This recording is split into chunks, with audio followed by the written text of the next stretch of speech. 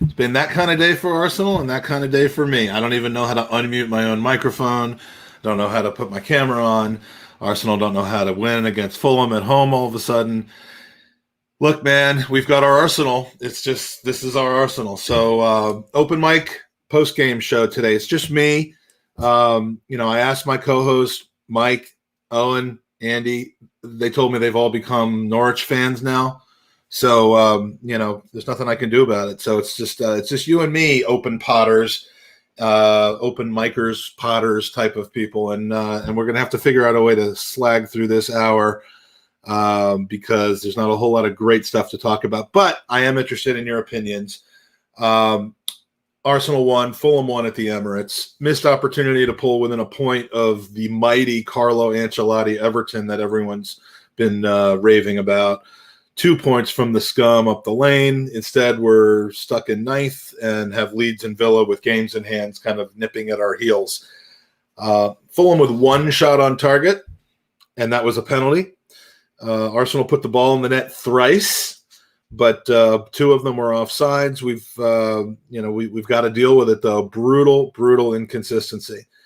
And I got to say, I saw this coming in a sense, and I'll show you my Gooner prediction in a bit, but Arsenal are a team that every time you think we've turned that corner, we've got it going, we're going to do the exact thing that we should do in our situation, it's the opposite. And that goes both ways. Every time you think that we're just in the depths of despair, have absolutely no capability to win, we pull out a performance against Chester. Chester. Did I say Chester? Chester is a combination between Chelsea and Leicester. But yeah, Chelsea, Leicester, Spurs. It'd be a betting dream if I bet more often on Arsenal. I'd just bet against the trends, one way or the other, and I'd be a billionaire right now. But I tried to warn you. So, got a bunch of topics to discuss tonight. We're getting ready to bring in our open micers, starting with two people who have not yet appeared on the open mic pod. One of them hasn't appeared on the pod, period. So I'm excited about that. Bold move from Arteta with regards to the starting 11. I don't think anybody in a contest of naming the starting 11 could have possibly come up with that one. A lot of reasonings for it, but certainly a lot to discuss. No Balogun at all after him creeping into the lineup. Nketiah chosen over him. Matty Ryan instead of Bird Leno. The Arteta had a lot to say about that, but that's certainly something that I'm sure could be talked about today. I gotta wonder what Bird Leno was thinking in this moment. But the strange thing is when I put that picture up, it's actually an improvement over looking at me, and I realize that, and I don't need to be told that. So this maybe not so much. This guy's pretty friggin' pretty fugly, if you'll allow me. Looks like they're giving games to people as auditions, showcasing them, hoping they're good enough to kind of get by Fulham, which we weren't. Hoping that maybe it puts them in the showcase for other clubs. I mean, how else can you explain Bellerin getting his first Premier League start in 2 months, armband over Laka? I'm just throwing out a bunch of topics, and then when you guys come on, you can certainly pick or come up with your own. The Elneny Ceballos pivot.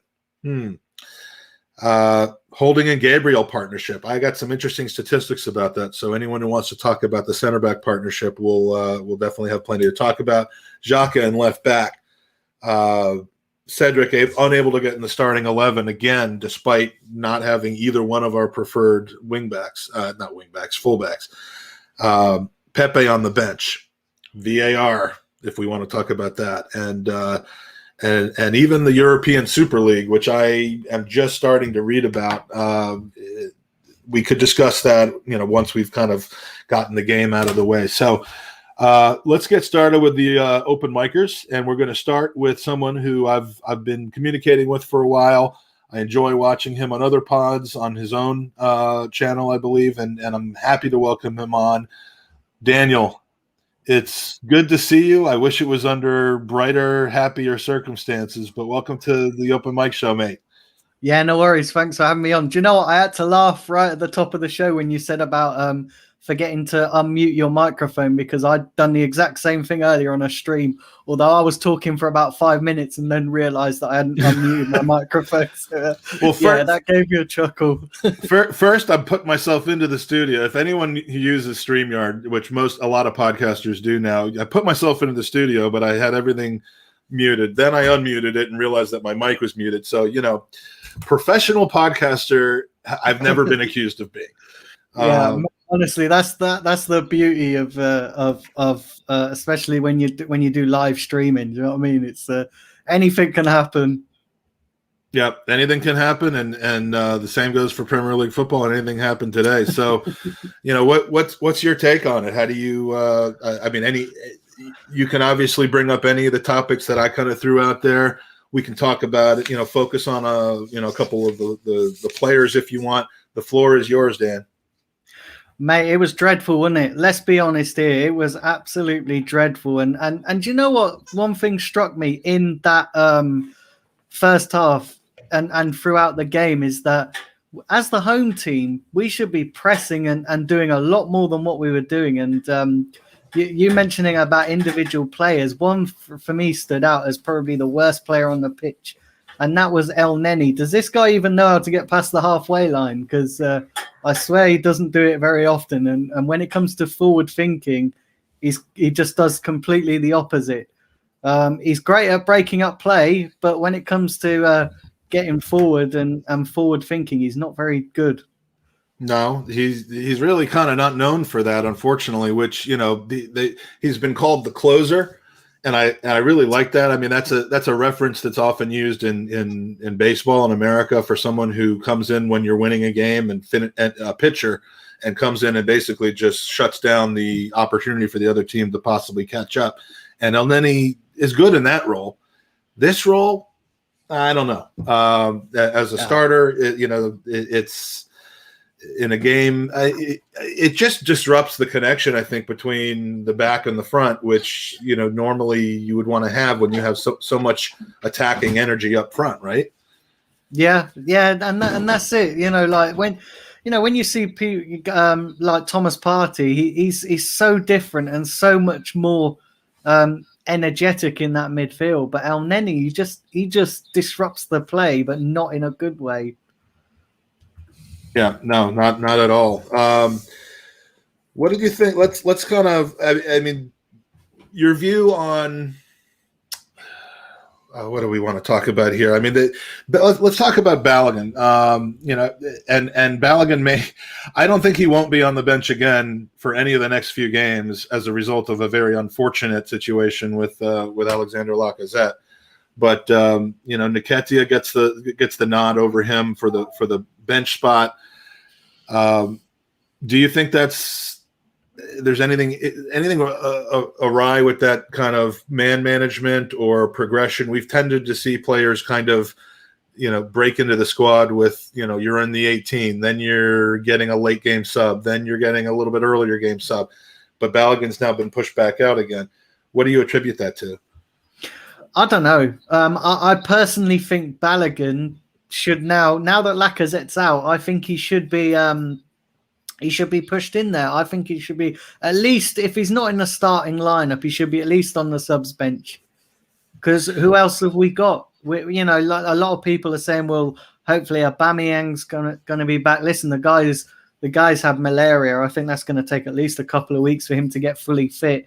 You don't recover from that very quickly, so you don't really want to throw him in there on the off chance that he might do something magical, especially with those two semi-finals coming up, which are absolutely massive for our season. You could Martinelli might be slightly ahead of Balogun, but you can play the two together. And it might pay off. So yeah, I think Balogun should be given a start, and especially if he's signing the contract or on the verge of signing the contract or on the verge of that being announced, you've got to show faith in him, and you can't just drop him.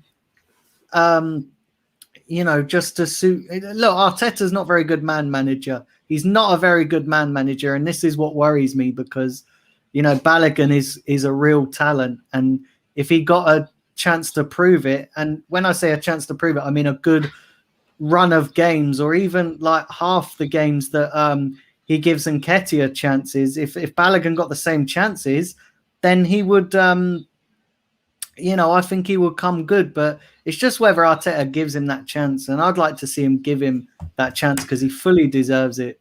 Well, unfortunately, I think Arteta's once again this season, whether it's COVID, injuries, selection, the fixture congestion, whatever it is, I think we're getting ready to see some decisions made that we wouldn't have anticipated 2 months ago.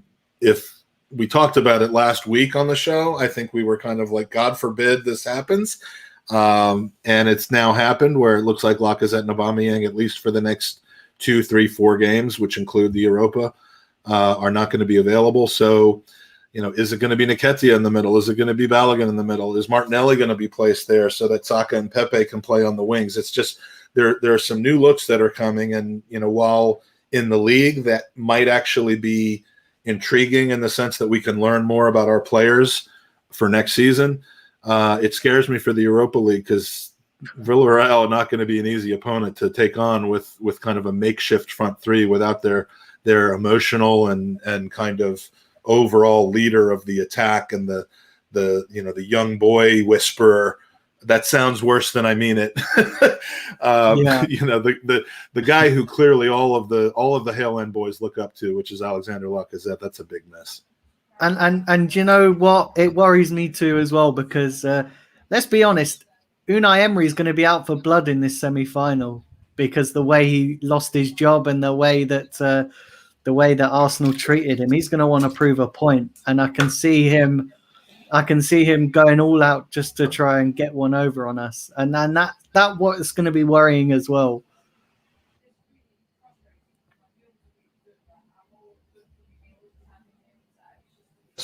I know it's not Bulgaria. I think you're in England somewhere. Yeah. I'm in the UK. All right, perfect. And let us know if you have any socials or anything else before we move on to the next person in the red room, as we call it, the backstage area. Let us know how to find you and what you're up to. Yeah. So yeah, thanks for having me on. Listen, it's a pleasure to come on. Be the first time. So yeah, you guys can find me at the Blind Gooner, which is my YouTube channel, and then the same on Twitter. So the Blind Gooner on Twitter, which is my handle, and then the same on my Facebook page. But yeah, thanks for having me on. Listen, it's been a pleasure. And it's been a pleasure. We've communicated a lot in chats of other pods and Twitter, but never had the opportunity to speak to each other. So this is great. Hope to see you again very, very soon, and hope the rest of your day gets better as it goes along than it probably started. Yeah. Cheers, mate. Thank you. Cheers. Take care. All right. As we've been doing the last couple of weeks between our appearances from you, the open micers, we're going to show some of the predictions that we had for today, good, bad, or indifferent. Like I said, there was a lot of positivity. There was some toxic positivity today, in fact, by a lot of people. But we're gonna go through, maybe start with somebody who is the opposite of toxically positive, and we'll take a look at our own Andy Rhodes and his prediction for today, or his pseudo prediction for today. Somewhere in the Colorado wilderness, Andy Rhodes was unable and unwilling to produce a prediction video for Arsenal versus Fulham. So I, his android, will make his prediction for him. Because I'm toxically negative, I believe the game will be Fulham 4, Arsenal 1. Pablo Mari will score an amazing backheel Rabona bicycle kick for Arsenal, and then Fulham will get 4 straight own goals that bounce off of Bird Leno's hands. We lose. Look, man, what can you do? The guy even has an android that's as negative and surly. But look, our next open micer, and I've said this to you guys in the chat, we try to go in order of how you come into the chat, but if there's a new face in here that hasn't been on an open mic show, we're going to push you to the front of the line. So With that, we go to someone who's been on the pod before, but not the open mic before. One of my very good friends who clearly during the COVID era has let himself go. Yes, that is the one thing to be happy about. David, with that hair, you're getting close to David territory again, though. I don't see a problem with it. Is that a permanent thing, or or is this like just a fuck it kind of, because it's not like you've been locked in your house for the last 16 months anyway, based on your Facebook profile. Well, no, I've gotten out of it, but there's things that I'm going to leave the house for, and there's things that I won't, and I'm not leaving the house to go get a haircut and have somebody in my face. So. I've been appropriately socially distancing and being responsible. No, that wasn't a criticism. Yeah. We're not going to get political here, but it's just mostly about the hair. I've known you for 5-6 years, and my grandfather's doing the exact. I've known him my grandfather, my father-in-law has done the same thing for the last 25 years, and now his hair is looking like yours. So anyway, enough about that. The only other person's hair I talk about as much as yours is Bellerin, so we need to get off that. Well, speaking of appearances, I think one of the topics for that came out of today's match has to be the amount of time that NBC had Scott Parker on camera. My only guess is that he's about to be announced as the villain in a rom-com on NBC's fall lineup or something. He looked like he was doing sort of a King Edward on a country estate thing. Is he David Bowie's son? Because a little bit of eyeshadow, and I think you've got David Bowie coaching Fulham at this point. He reincarnated as Scott Parker in my mind. Yeah. Did you see him after the game, basically corralling the referees in the tunnel about holding, presumably? I don't really get that, but. So did you watch the men's game, or did you watch the 10-0 against Gillingham, or did you have them like on a split screen? No, we didn't do a split screen. I actually, candidly, I thought Arsenal women were kicking off later, so I was planning on coming home to watch it. So I actually missed it. I would have loved to have watched it. In fact, I've got on my Van de Donk shirt right now. Nice. I have on the shirt that's been working over the last 3 or 4, 2 or 3 games, and now I got to find another one. My superstitions are just going down the drain this season. So, yeah. All right. So let's get to the game. You want to talk about the team selection? Any particular player in mind? Any of the goals and VAR situation? The floor is yours, David. The thing that struck me, I did the prediction video yesterday, and I talked about Willian because I thought he would get some sort of a rotation in for some reason, but I think like a lot of people, I was all positive coming in today, thinking that Thursday was a sign of us maybe finally kicking on and doing something in the final third. And it doesn't feel any different than the rest of the season, frankly. I think Thursday was the anomaly. But here's what struck me, and it kind of struck me all season, is we do really well actually transitioning the ball out of the back. We and everyone hates trying to walk it out of the back, but we get it out of the back neatly.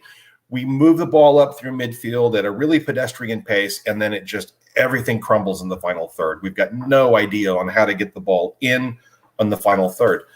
Thursday was different because we didn't have we were away, and I think we only had like 39% possession or something. We had really low possession, and possession's not a number that's supposed to mean anything. But when we were transitioning on a counterattack and moving at pace, all of a sudden we can do something into the final third and get somebody a shot, an attempt on goal. When we try to do possession football, we die in the final third, which honestly is one of the reasons I get really annoyed when people focus on like the right back. Bellerin, we want to talk about Bellerin all the time, and we can upgrade on him, and I get all that. He's not the problem. I don't even think necessarily the midfield is particularly the problem, although they're not creating anything. But we just get into the final third and stop and become static unless we're counterattacking. Yeah. Well, we're certainly a team that has the speed now with the players we have up front, and the spacing and with our creative players that all of a sudden are growing on trees. Thing to watch for us, and I think we did that to perfection on Thursday night. Today we went back to thinking that we could just roll out of bed and beat this team with just a boilerplate approach, and voila. You can't do that in the Premier League. You just can't. No. So the profile of Nicolas Pepe coming out of Lille was they were a counter-attacking team, and they would get the ball, get it out to him on the right wing, and he would take off with it, step overs and whatever. It's the French league. He can get away with that kind of stuff, but he would get the ball down, cut in, and bring other people into the play. And on Thursday, he was doing that. We were counterattacking. He was moving at pace, going up the pitch. But in possession, he's almost useless, except from a dead ball. And again, we have no movement up front. We're just totally static when we get the ball down there, and everything's compressed in the attacking third. That's the last thing you want to see is Pepe receiving the ball, static, and having a defender. I mean, he can take a defender on, but not as well from just a static position where he's receiving a pass and the defender's got goal side position on him. He's got to have that edge or cut inside, and we didn't see a ton of that from him, obviously, in his late last 30 minutes in this game. But yeah. As far as the lineup is concerned, let's just pick a player out of a hat, and we'll go with Martinelli. He had a performance today that I've seen. Obviously, I usually check out the Highbury squad between the end of the game and when I start setting up for this, and always a good variety of different opinions between the chat and the hosts. And in this situation, the ratings were all over the board when it came to Martinelli. So without me giving my opinion first, what was your opinion of the game he had today? I don't know if it was on your podcast actually, or if it was on Highbury, where there was, I don't know if it's rumors or whatever, but discussion that it looks like we're trying to turn Martinelli into a central, more of a center forward instead of a left-sided player. And I think some of that was maybe speculation.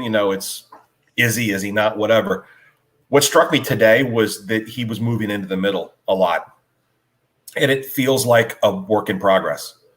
I think that would be my assessment of him for the last two matches, is he looks very much a work in progress.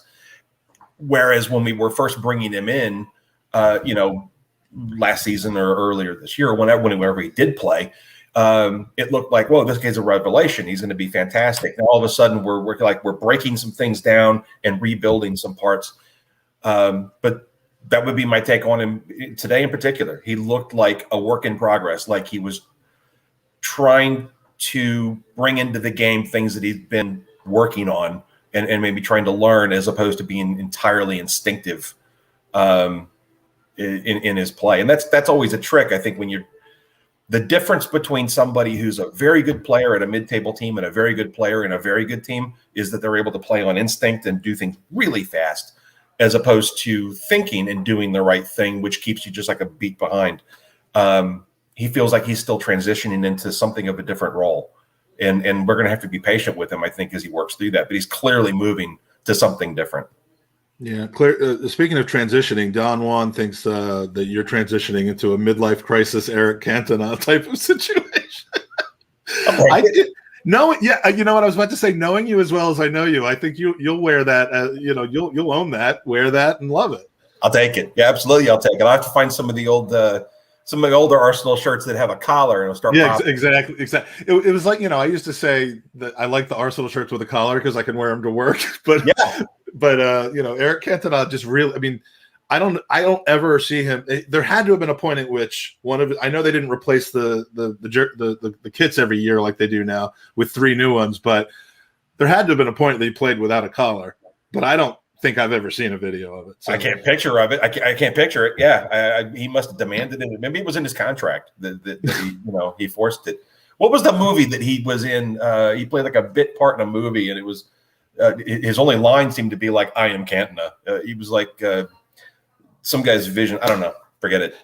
Well, his IMDb page shows that he's been in a lot of stuff. Man, he's been in pretty much a movie every single year. I don't know which one you're talking about, but there's one called Looking for Eric. That's it. That's the one. That's actually. it. Yeah, that's the one. He played himself in that one, so that's probably it. But my God, I didn't realize he was such an actor. Him and Vinnie Jones going into acting. What would you kick people and then you go into acting apparently. Well, maybe they'll star with Scott Parker in this upcoming rom-com in the David Bowie biopic or that. All right, yeah. David, I got to let you go. We got some people waiting, but always good to see you. We appreciate you continuing to do the pregame prediction videos. You and Laurie enjoy. Arsenal did win today, just not the game that most of us watch. So support that team as well, the Arsenal women's team, and we'll see. 11-1 on aggregate today. What'd you say? Arsenal's 11-1 on aggregate today. Yeah, well, that is the right way to look at things. So exactly. All right, take care, buddy. Thank you. See ya.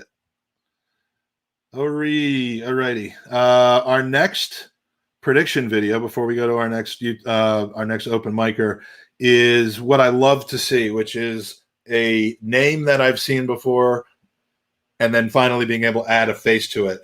And frankly, the person that's coming on right after our next guest is another one of those, someone I've seen in the chat constantly and has joined us in the Red Room. So I'm excited about that. But here is the prediction video, albeit not exactly a correct one, from the chat's own Ray Anderson. Hey, Arsenal family. Ray Anderson from Hanover, Jamaica. I think Arsenal will beat Fulham 3-0. One from Martinelli, one from Pepe. I think ESR will get the first Premier League goal. 3-0, Messi. I think a 3-0 to go down. Come on, you Gooners. I love that. So that's Ray Anderson, everybody. If you see him in the chat, you can tell him now that it was good to see him, not just good to see him in the chat. Next up is Scott from Chicago. Scotty, I know you're not happy. I just don't know how I follow Ray Anderson. Right? You can just smile and say, "Come on, you Gooners," for 5 minutes if you'd like. I mean, it's an open mic show. I can't physically force you not to do that by law. I don't have the ability to do that. So, do you remember the old Borat sketch where he's in the country bar in Tucson and he's singing, "Throw the Jew down the well"? Yeah, all I'm thinking today is like, throw the VAR down the well. That's kind of where I am today. Yeah. Now, I want to say this to preface everything, and you kind of have to, because people will try to pin you into a hole or a narrow-minded concept. There's a difference between being upset at VAR, as we are almost every week, and blaming VAR for the fact that we didn't win. And you can do both. You can do one, or you can do neither. So for you, what are your thoughts on today? I mean, it was pretty impactful today. That's to say the least. There's a number of different levels to look at it. I'm kind of both, because as was pointed out by a lot of people who were doing the different breakdowns of that goal that was disallowed, we're now parsing it down to a level where, is the offside rule when the frame where the passer touches the ball, or is it the frame where the ball leaves the passer's foot? And if we're parsing it down to that level, something's broken here. How many frames per second on film? 24? I think it's 32. 32, somewhere in there. Maybe it used to be 24 before high def or something like that. I'm that old, but I don't know that you can exactly tell. They've got the lines to draw the offside, right, but they don't have as far as I know, the lines to determine exactly when the relevant moment is. And let me just walk you through Let me walk you through something really quickly, because I took some phone to television shots here. Sorry, wrong one. They could have used that today, though. All right, the ball is already off his head here, and Saka's clearly onside. I understand that the ball's already left his head there, but I'm just saying this is split second stuff. He's back onside at this point. as you can see. Yeah. Here, the ball is maybe just leaving his head, and it's impossible to tell from that angle whether it's a toe. It's not even the foot. It's impossible to tell whether he's in front or not. Right. This is a moment before the ball left his head, and Saka is offside, it appears. So it's just, I mean, besides the whole, it was just the toe thing, and it's a millimeter here, a millimeter there. My issue is equally as much with its millimeters as it is with you're just assuming that the moment you're taking that freeze frame is the moment the ball left the foot or the head of the passer. Yeah, well, look, there's a micro issue here and a macro issue. The micro issue is we now actually have to define in a way that we haven't before whether it's the moment the ball is clear of the passer or whether it's the moment the passer touches the ball. If we actually have to, that's the micro issue. We have to define that. The macro issue is, I think it's supposed to be when I think it's supposed to be when he is no longer and I'm not looking at the rules here. Like the moment that there is a molecule of space between the ball and the body part, I think is when the line matters. But I don't know how you can freeze frame it in exactly that moment because it depends on which frame you pick. But the macro issue is just for the sake of the game. Like, you can't just unreservedly celebrate a goal anymore because you're just looking for the purple screen. And yeah, my son had a game yesterday. My son had a game yesterday, and his team scored, and I didn't celebrate it because I was freaked out that it was going to get called back by VAR. I mean, it's ridiculous. This is on some grass field, and on a Saturday afternoon. So yeah, it sucks, but anything else? But I do have a silver lining here. Some good news. That's that with Super League, none of this matters anymore. We're already in the big European competition, so who gives a damn? Well, unless they run it like the MLS, where there's no there's no promotion, no relegation, then maybe we'll be in it. But beyond that, I think we can enjoy 1 year, if enjoy is even the right word, in the Super League when it comes to that competition. But we got about 1:20 left. I am running the 5-minute timer now because not to keep you from talking, but to keep me from keeping you for too long, because we do have a lot of people in the red room here. So any particular player you want to drill down on today, or any coaching decision? The broader point that as we have more and more of a sample size built up here, it seems to me there are simply two guys that we can't ever win without. One is Smith Rowe and one is Partey. And if either one of them isn't in the team, we're not going to win. And that's something we're ultimately going to have to grow beyond. But I think it does highlight just what those two bring to the club. Yeah. Smith Rowe is incredibly influential. I mean, it was his inclusion in the Chelsea game specifically that I think turned the season around. Unfortunately, we want to win every game, but when the team is unable to really win without its top people, that's a sign of a team that's not the finished product yet and needs another transfer window to try to make it otherwise. And ironically, exactly true. There are players that we can't seem to win with. And recently, Aubameyang has been one of those. I mean, it's crazy. I'm not slating him, but it's a strange situation. So, Scott, thanks for joining us. I appreciate it. Thanks for being a regular participant, and may you continue to be so, and hopefully under brighter circumstances next time. So, take care, bud. Talk soon, mate. All righty. Okay, we're going to bring in our next open micer, someone who's making his debut on the pod. If he's still here, he still is. But before that, again, I hate to say I told you so, but I was talking about how I was watching my son's game yesterday. I did take a 30-second break for this.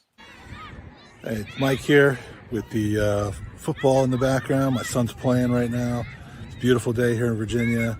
Everyone's getting caught up in the hype for Arsenal after our last two games, and I am too. But you know what? When we least expect it, sometimes we put out a stinker, and I hope it's not tomorrow. But I'm going to go Fulham 2, Arsenal 2, with a penalty conceded out of nowhere to let them level the game, and we'll be right back where we were before.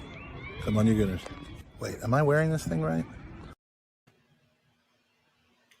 I hate to do the Randy Orton pose for that because I would have much rather been right about a win. But I other than the draw being 2-2 instead of 1-1, I kind of nailed that one. So from now on, wait until that comes out, then place your bet because I am the all knowing. All right, so I challenged him to come on because he asked me for my thoughts on the European Super League. And because I really want to see what he looks like. And here we have him, Daniel Robert. Buddy, good to see you.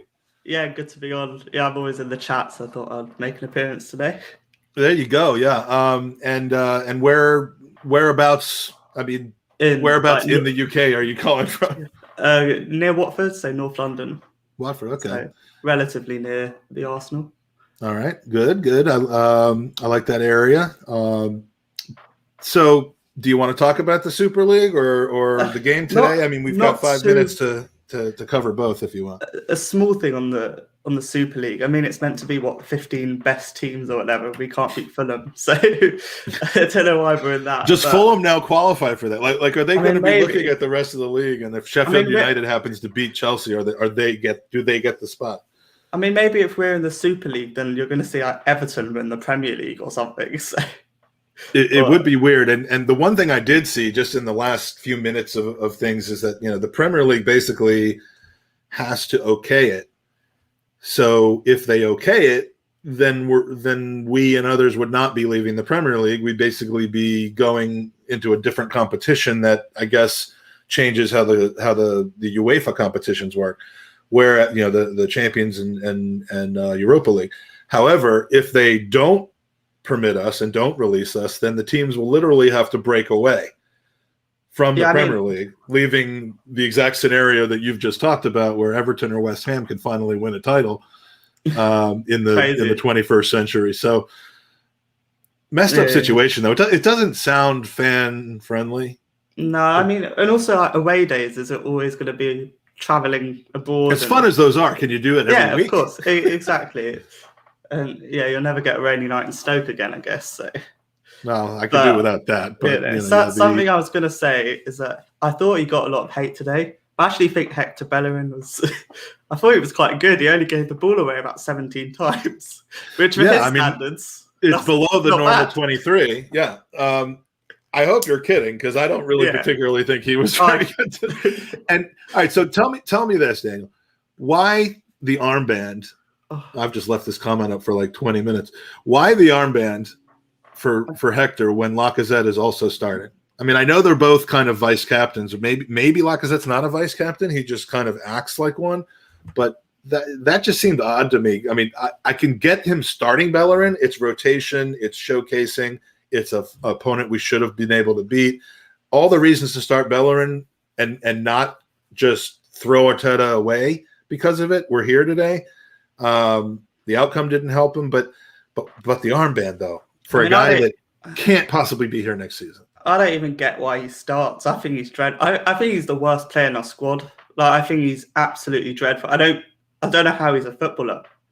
And even before his injury, I was questioning him. Like, he's not been the right back I guess we all thought. In that one season when he started, he looked really good.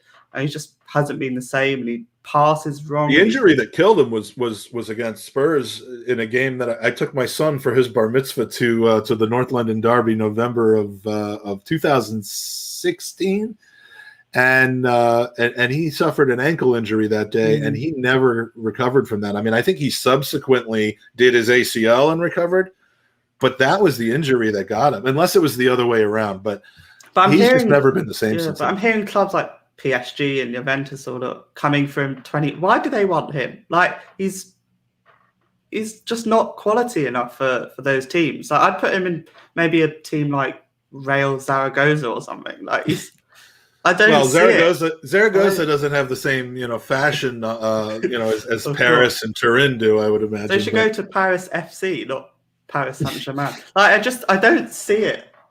Maybe I'm good. Is that like the FC of Manchester compared to Manchester United? I don't see it. Like, what does he? If you put like a pros and cons thing, I can see Cedric why he's good and why maybe he isn't. Chambers the same. I can't see what Bellerin gives to a side for going forward. I don't see anything. And then to give him the captain's armband is just. I don't. Maybe he's a leader off the pitch. Maybe, but I don't. Well, like, he loves the club mostly because. But so did Carl Jenkinson. They allow him to play football every once in a while. I would love the club if they did that for me too, but that doesn't mean I should be the captain. I get why he was vice captain, and if everyone else that has a vice captainship, if Tierney's not on the pitch, if Xhaka's not on the pitch, if Lacazette's not on the pitch and Aubameyang's not on the pitch, then Bellerin gets it by default. Although I might even consider Rob Holding over him, but so would I. But with Lacazette on the pitch. That just didn't make much sense to me. Yeah, I mean, Lacazette's been good. And I think Bellerin's got more to worry about than being captain and demanding stuff from other players. Lacazette, but he's been captain. We've been playing well. And I don't know whether a little band over your arm really makes a difference in terms of, quality on the pitch. But why change what was going well for us? Yeah, many will say that the captaincy hasn't mattered for us, for a long time since Vieira. Yeah. And they say that because, not too long after that, we gave the captaincy and the number 10 to William Gallas. From that point on, it really has, we've used it as a please don't leave and you've been here a long time type of thing. And there always was that curse, wasn't it? I think Vermaelen took it and he left. Koscielny took it, he left, and it's been going on for quite a while. Van Persie started before them. It's been one after the other. So maybe giving it to Bellerin is a signal to leave. Yeah. Maybe it's almost like it's like hinting. It isn't we want you to lead us. It's we want you to leave us. Exactly. All right, Daniel, it's great to finally meet you face to face. I hope that this won't be the last time. Thanks for joining us. We're going to move on to our next open micer and go for another 5 minutes. But appreciate you coming and cheers for having me on. Hope to see you again soon. And to you, mate. Literally cut him off. Sorry about that. All right, our next game prediction video. Here's where we start getting into the unreasonably enthusiastic, knowing what Arsenal is. But always nice to get a couple of quote unquote celebrity friends who are jumping into this thing. And while I think he was a bit too rosy eyed on this, you can forgive him. So here's James. Hi there, James here from Gunner Blog and the Arsecast and the Athletic. Arsenal Fulham tomorrow. I think, famous last words, it's going to be a comfortable Arsenal victory, which, while I'm obviously delighted about that, I would be sad to see Fulham go before we can enjoy an away day at their lovely stadium. But yeah, I think it's going to be an Arsenal win. I think we're going to see the same kind of shape we've seen in the last couple of games. And I'm looking forward to it. Yeah, that didn't happen, did it, Drago? I love how at the beginning is like, yeah, he's like bored, modest, like, from Gunner Blog and the Arsblog, Arscast Extra, and the Athletic, and I'm also on the board of Arsenal now. But anyway, love me some James, love me some Drago too. But you've always got an interesting take on the game. So where do you want to go with this? Can I know Scott had a few words on VAR, but can I touch on it as well? Of course. It's your show. Whole show on this subject, I feel VAR, but I try to cover it in a couple of minutes. Two things I want to touch on, because every week when there's an offside call, everyone on Twitter is starting to complain about the rule itself, about how Arsene Wenger and FIFA can fix it. So I want to touch on two things. I don't think there's anything wrong with the rule. The rule, it's clear. You're either on or off. My issue, particularly today, was with how they decided that offside, because from my broadcast, the angle was slightly to the right. It wasn't exactly on the middle. I don't know how you got it there. It was the same, but although I've also heard there was another angle that was from the left. I mean, they need technology where literally like tennis. I mean, tennis has electric eyes all over the place. Now, tennis isn't focused on moving targets either. So I know that it's not easy, but come on, and the goal line technology isn't focusing on moving targets as far as where the goal line is. So with the offsides, it's going to be tougher, but I don't know if the lines they draw are the solution to that, because the lines they draw are on an angle. I mean, they're allowing for that, but I don't know that they're eliminating the inaccuracies behind it altogether. I can't imagine they are. It's not perfected, and until it is done to perfection, we always have these debates. I keep saying that the penalty decisions are more of a problem because I feel they are subjective. Every referee sees an incident in the penalty box differently. I guarantee you, on another day, another referee won't call that penalty for them. I'm absolutely sure of that.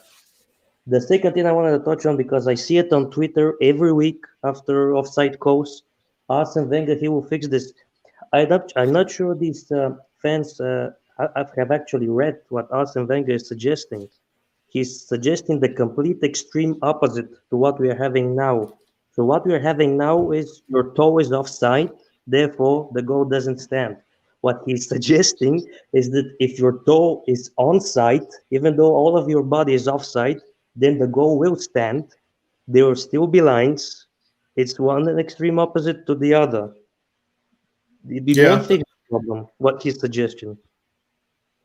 What about, like, you have to be a foot off? I mean, I this would never go over, but like, you want the game to be more exciting. You don't want to give teams an unfair advantage by allowing them to cherry pick and to intentionally be offsides. But these bang bang plays where, again, it could be as simple as which frame you're looking at as to when the ball comes off the foot or the head. What if there was there has to be some visual gap between the two? Because you saw the little blue dot versus the red dot. I know that there is no way to, without making it subjective, which we all have a problem with when it comes to penalties, there's no way to eliminate the borderline decisions. But to me, if the concern is that something like what we saw today is not only ruining the game because that goal, the fact that we scored had nothing to do with his toe being offside. It just didn't. He didn't use that toe to kick it. He used his chest to knock it down. So, that didn't affect the play.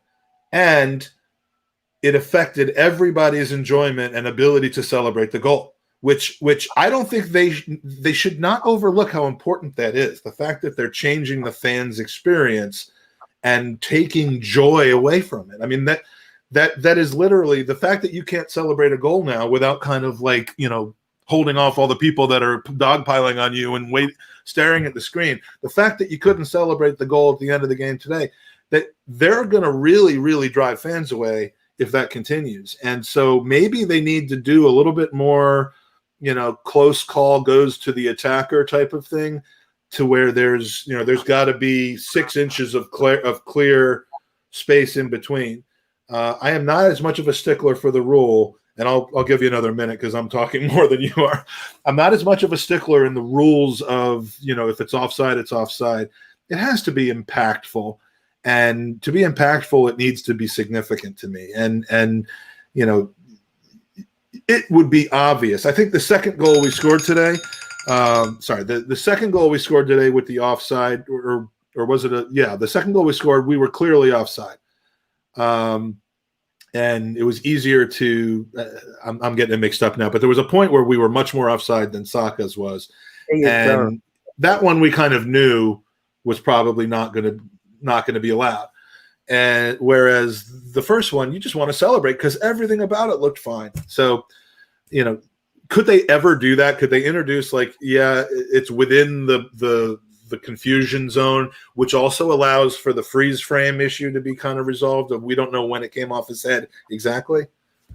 That's what I was talking about. You can do a whole show about this subject, but I'm a little bit more cold-blooded on this debate. I differ to you. I'm a strong believer in the rule. You're either on, you're off. I just have an issue with how they come to the decision. I think they need to make it faster and more clear lines, like you said in tennis. Don't wait too much time for the decision. That's for me another issue. And I'm a bit more cold-blooded on the thing with fans don't celebrate or should celebrate. The rules are rules; they have to be followed. If we start overcomplicating this rule, giving leeways, your this margin or for on, I think it just causes more debate, Yeah, subjectiveness.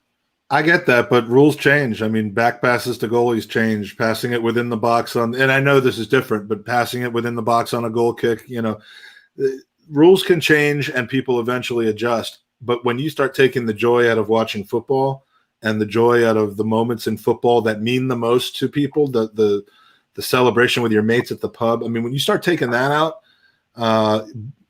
as a side effect of something you're trying to do to make the game fair, to me, that's the end. But I get that, but one last sentence. To me, I see it as goal line technology, the offside.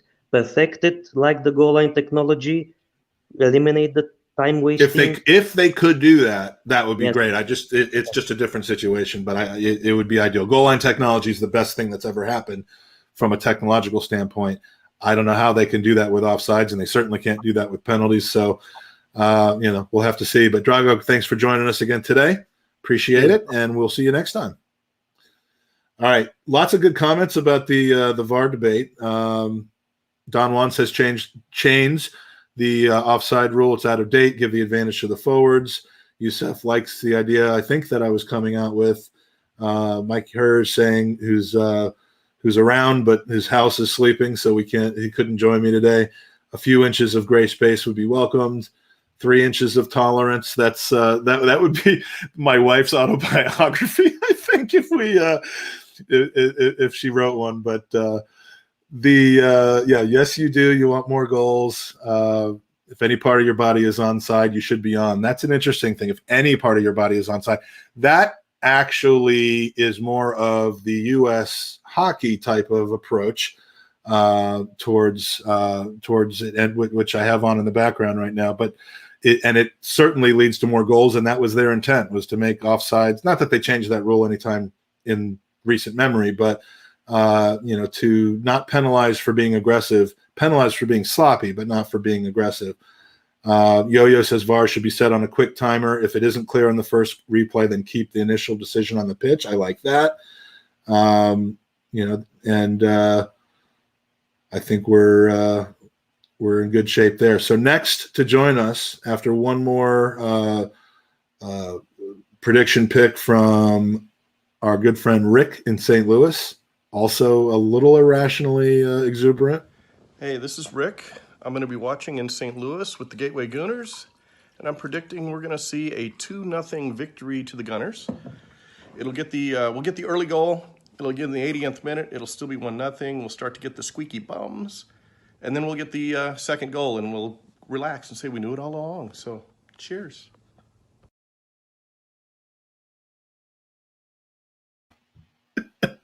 Oh, I ruined that by the caption 20 minutes later, before he was passed out on the couch, was obscured by me having the chat window up here. But love that guy. Good guy to travel with when you're going on a Gooner pilgrimage. So next up is someone who came on last week, I believe, and it's Billy from Long Island. Welcome back. Hey. How's it going?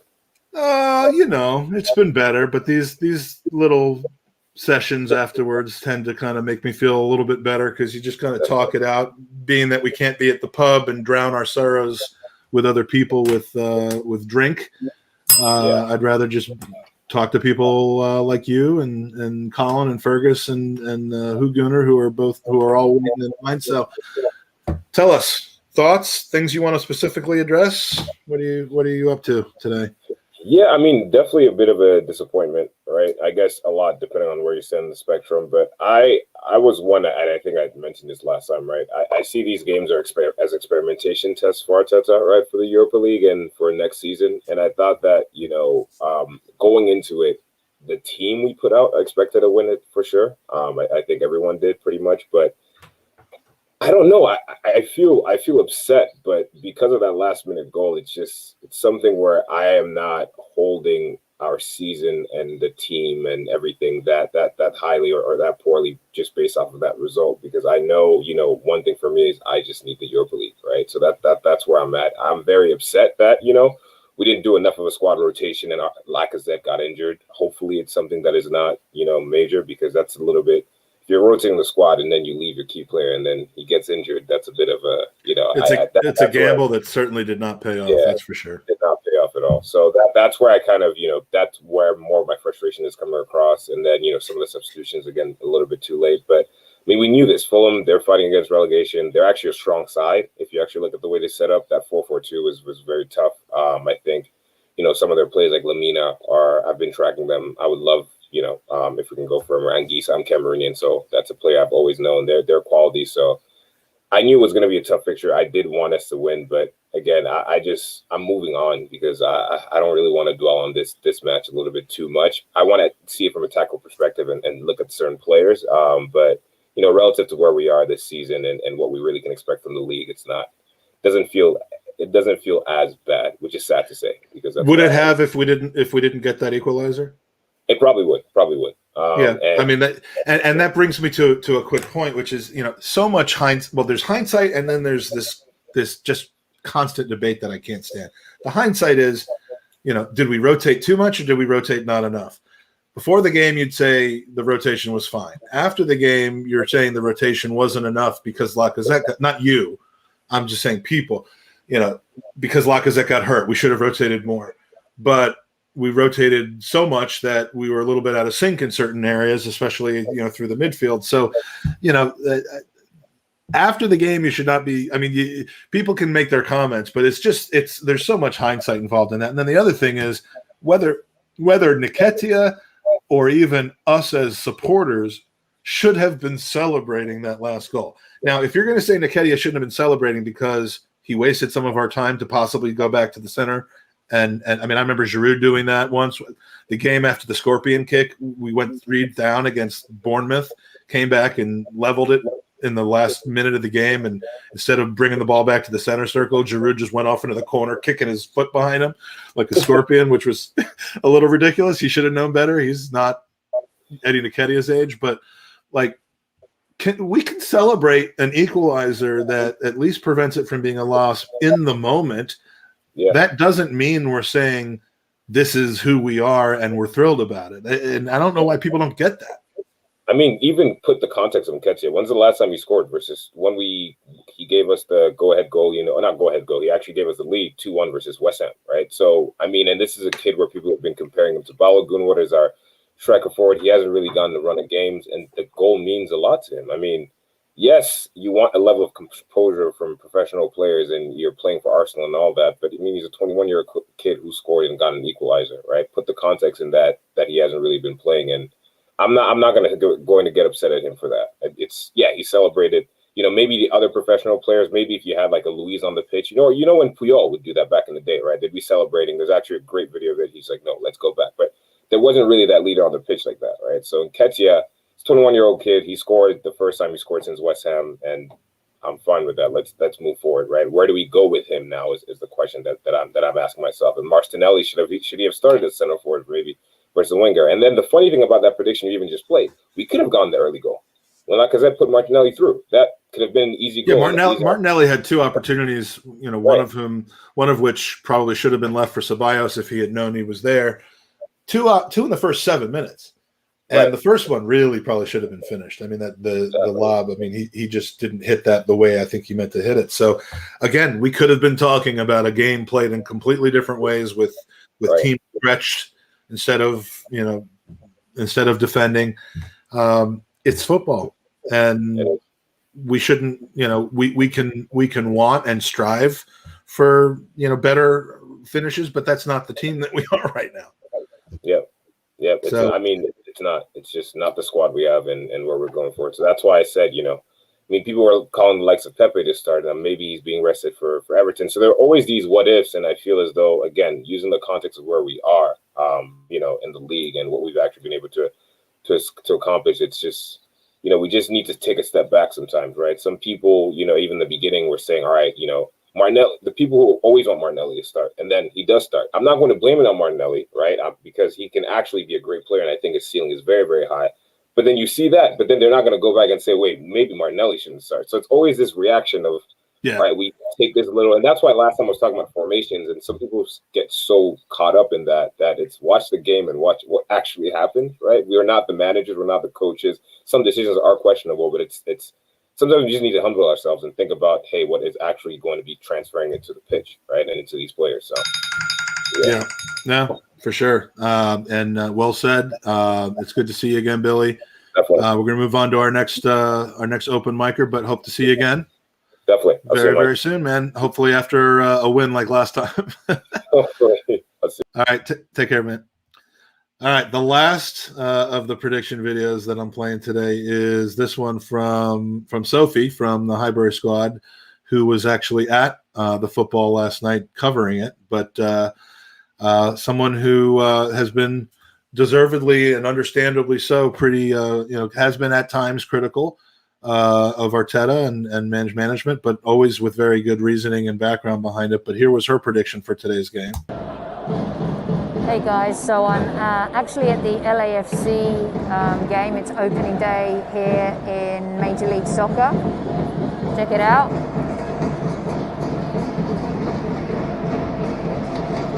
More of an atmosphere actually than a full Emirates. I'm doing this for Magic Mike because he asked me. We play Fulham tomorrow. I'm going to say 4-1 to the Gunners. Everyone agrees with me. Hope everyone's well. Stay safe. Lots of love. It's Sophie from the Highbury squad. Take care. Colin from Colin's house. How are you doing today? We literally have. I don't know why I feel the need to tell you this. Whereas we have 5 minutes. Don't take that personally, but there's some topics that we haven't covered yet. I don't take that personally, mate. Just so you know, you can pass them along, or you can address them themselves. But I want to make sure before we're done here that we talk about the Holding Gabriel partnership, that we talk about the Ryan Leno situation, and and from that point, anything else you want to talk about, you don't have to cover both or either one if you don't want to, but I want to make sure before the end of the show that we do that. So, so go ahead. What do you think? You must be thrilled today. I mean, I'm not. Here's the thing. I'm not overly fussed about the league games, Mike, if I'm being brutally honest. Like, okay, we got a point against Fulham, and we just didn't take our chances. Again, what's new here? Like, yeah, I mean that's why I said we've got our arsenal back. It's just that this is our arsenal right now. Exactly. So there's no real. We didn't even have this arsenal for a while, so I mean, I guess we should be happy. I mean, all right, the VAR call for Ceballos' header that was questionable, but I'm not going to put the draw solely on that because I think that would be foolish. However, I know hindsight's 20/20 and everything, and there's certain people in this fan base that are just going to be putting this all on Arteta no matter what, because there's certain people in this fan base that will do that regardless. But for me, that's not the main issue. The fact of the matter is we don't take our chances enough. We do it on occasion, we just don't do it consistently. A prime example of that, Slavia Prague, midweek. We took our chances there and we absolutely put them to the sword. Today, not so much. So, I don't know why people are shocked anymore. The way I see it, this squad is by far the worst Arsenal side I've seen in my lifetime. I'm not even taking the piss here. I mean that wholeheartedly. How old are you, Colin? If you don't mind me asking. Well, because you've just said your life. I mean, I got to know whether you're overlooking things. I mean, are we worse than? Well, closing in on 30, bro. Right. So, I've seen a lot of good sides in my time. Yeah. Right. So, and this side is easily the worst. So fair enough. That's just That's just my logic behind it. As far as the whole Super League goes, because I really here's the thing. I don't understand why people are so well. I say are against it, but let's be honest here, right? Football clubs are brands, right? Yeah, absolutely. And sometimes football players are brands, but exactly. And when you look at the financial gain of it, we could be making of an excess of like 300 million plus, right? Now, if you're any sensible businessman, you're going to take that option, aren't you?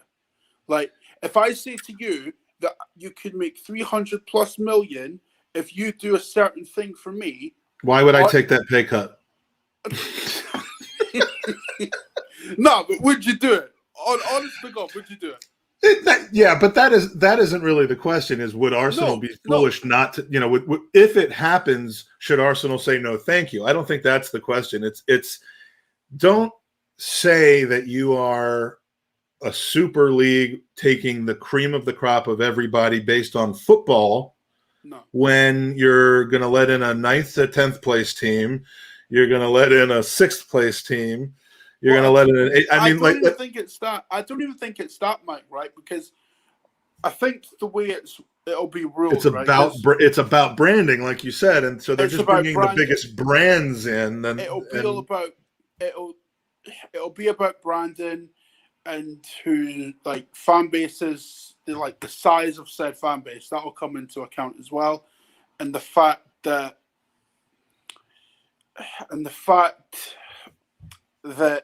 well, it'll be the amount of times that you've been in Europe and whatnot, and how many times you've qualified for it. Like, because people forget, we qualified for the Champions League for 2 decades plus. 21 or 22 years, yeah. Exactly. So by that logic, we'd be in it.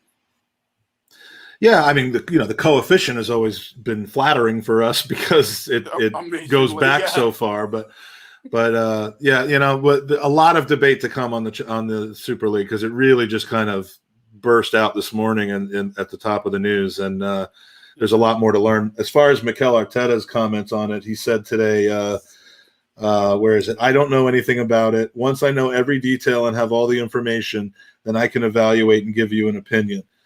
He's the manager. He's not just the coach. That's a load of crap, right?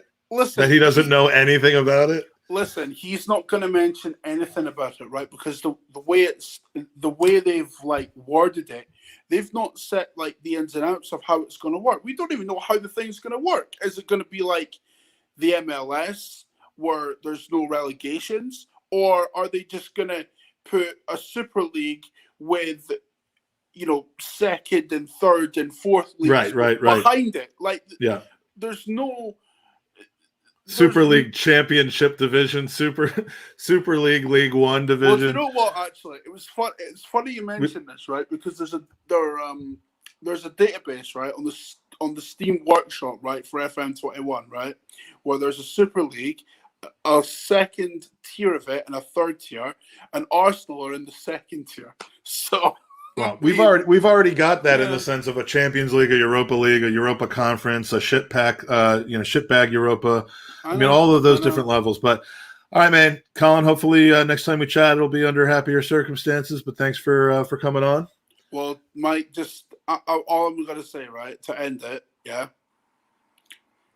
By the end of the season, right? I said this to you a few weeks ago. I did have the sneaking suspicion that we would go all the way in Europa, remember? Mm-hmm. Right? And the way it's looking now... I don't, but I'm nodding my head like I do. Sure. The way it's looking now, Unai Emery in the semi-final, right? Win that, Manchester United. Trust me, it's written in the stars, and our record against United, with Ollie as manager and Arteta as Arsenal manager... Yeah, we haven't lost. In our favor. That said, I'm not looking past Emery. Yeah, I don't think anybody should look past Emery right now because I think Emery could go out in the pitch and beat the team that we fielded today. But anyway, thanks, Colin. Appreciate it. Have a good one. No worries, mate. See you. All righty. I've got 3 more to go. We are going to go to Fergus next. Then we're going to go to, I think it's Yusuf, right? Yusuf, and then Joey making his debut, but someone I know from Richmond very well. So, Fergus, it's not a late night now, so you're not on your way. It's not near midnight, but I have hung on. I think you lined it up. But I have to come on straight after Colin. Well, you can't control the order of things. It's an organic situation. The only thing I would say is it's just as well you didn't book me on after Dan from Watford. Dan from Watford, I think you need to change to N17 or somewhere else. You talked an absolute load of tosh. I am sorry. The views of the people on the open mic show are not necessarily the views of the host. Look, man, but listen, it's an open debate. Yeah, absolutely. But yeah, okay. Magnet. I'm a magnet. All right, so out of the way. The game. Looking at the game and looking at the Fulham result, I was absolutely totally disappointed. I expected to have a 2 or 3-0 cushion by halftime, and I do question Arteta as much as I am a supporter of Arteta, and I do back him until at least Christmas this year. I do question his tactics. I do question his substitutions and the timing of his substitutions. He's not helped by VAR, 100%, not helped by VAR. But we did get helped out by VAR many a time ourselves. Billy mentioned about Martinelli being a centre forward. Never a centre forward. He's a winger, out and out winger, and that's where he needs to be played. He's very Martinelli, very Henry-esque. You don't think they've been grooming him for that spot? I think. But if you think back to Henry, he always used to go on the left and ran on the left and then would pull in. And I can see Martinelli doing the same sort of thing, Mike. Don't you think? Yeah, I mean, I do think that Martinelli, as opposed to a number 9, Martinelli tends to you want his energy in open space rather than playing hold up. I mean, I could live all day with, based on potential.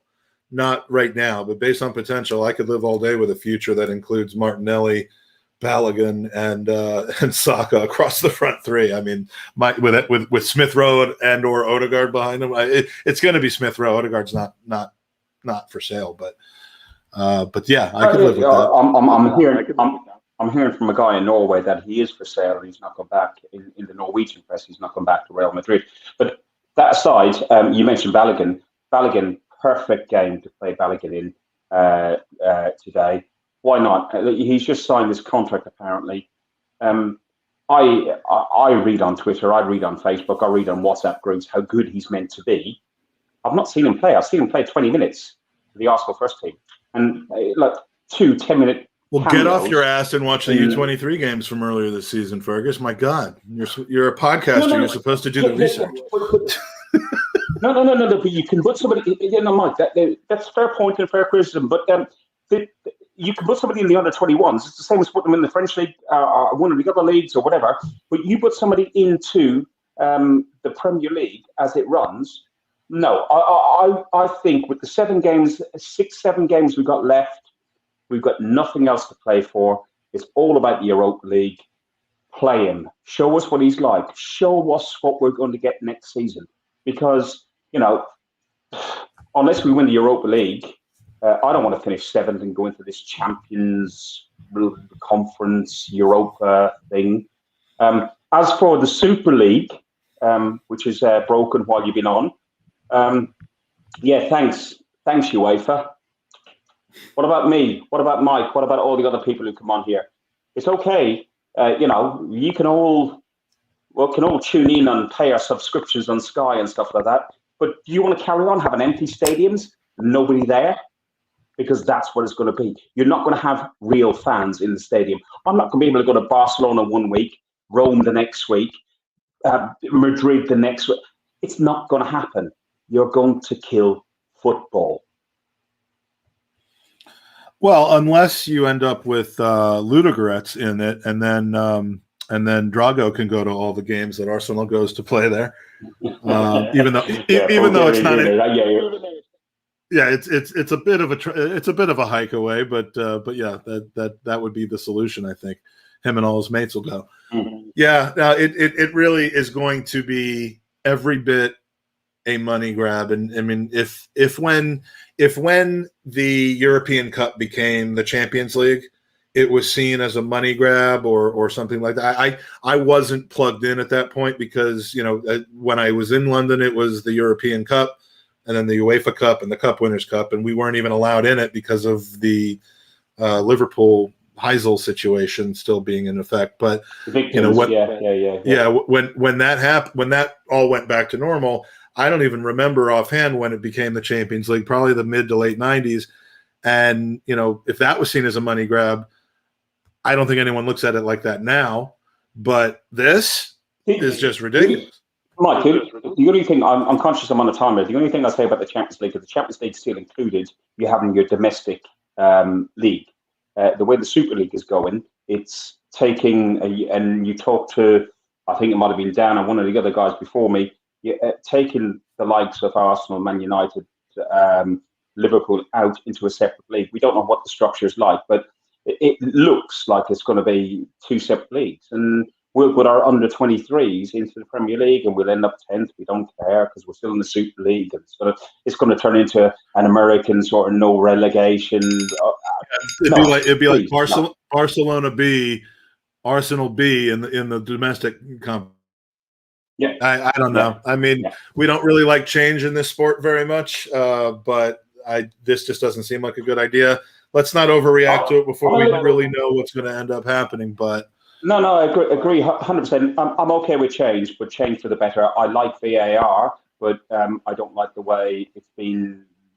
The examples today just like show how shit VAR are. So yeah. So here's what we're going to do. 30 more seconds, but we're going to spend it exactly on this. This is I'm now a promoter. I'm Eddie Hearn right now. 100%. We're going to get you and Daniel we're going to get you and Daniel into the ring next week, but 30 seconds. What did you disagree with Daniel about specifically? Was it Bellerin or I can't, he said stuff about just don't be personal. No, exactly. I'm not being personal. He just said some stuff that I just felt like, hang on a second, are you an Arsenal fan? And it just made me think. What specifically though? Because I know I can tell you for a fact he's an Arsenal fan. No. And I'm sure he is. And Daniel, if I offended you, I really do apologize. But I was writing just a couple of things I wanted to talk about. And Dan was on at the time. And I went, Dan from Watford, really?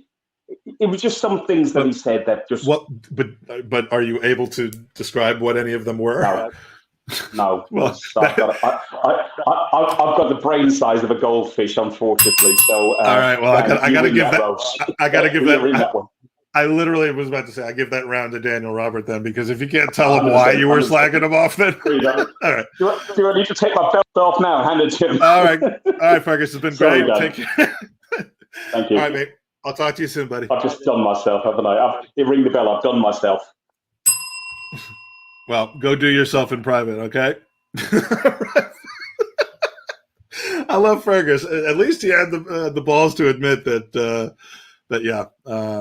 You gotta back up the comments when you come on here. You gotta be a big boy. All right, next to join us. Oh man, haven't seen you in a few weeks, but it's good to see you back. Yeah, you were waiting for an opportunity. Do we only see you after losses? Is that how it's going to go? It somehow or another it seems like that. And I mean, maybe it's because I get so ticked off that I'm like, all right, I got to jump on. I even slept in today, recorded the game, got up, watched it, ended, jumped on your Twitter feed and saw that this was about to start. I said, okay, I have to get on it today. Well, I'm glad you did. I'm glad you did. 2 little kids and everything. Really, I don't know why, but they seem to eat up a lot of my time. So I do what I can there. I love chatting with you guys. On game days, just put them in like a pack and play, and they might be 8 and 6, but just put them in a pack and play. No, it's 2 and 4. I'm literally 8 months and 4 years old. So All right, well, But anyways, besides all that, I want to talk about how this game today. You didn't come here for my parenting advice. The game today literally was the difference between a nipple and a pinky toe.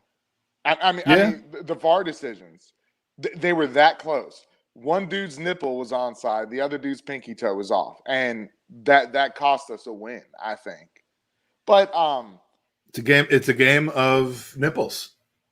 I mean, it is a game of nipples. I mean, there's literally 44 of them as far as we know, maybe 45. We don't really know that much about Xhaka, but out there on the pitch. Yeah, if they want to do it this way, why don't they have some sort of sensors like the goal line technology? I forgot who said that before. Like, Bulgarian Gooners really hard about it. And I agree. If you're going to do it, don't leave it up to all this interpretation. You're getting into like baseball.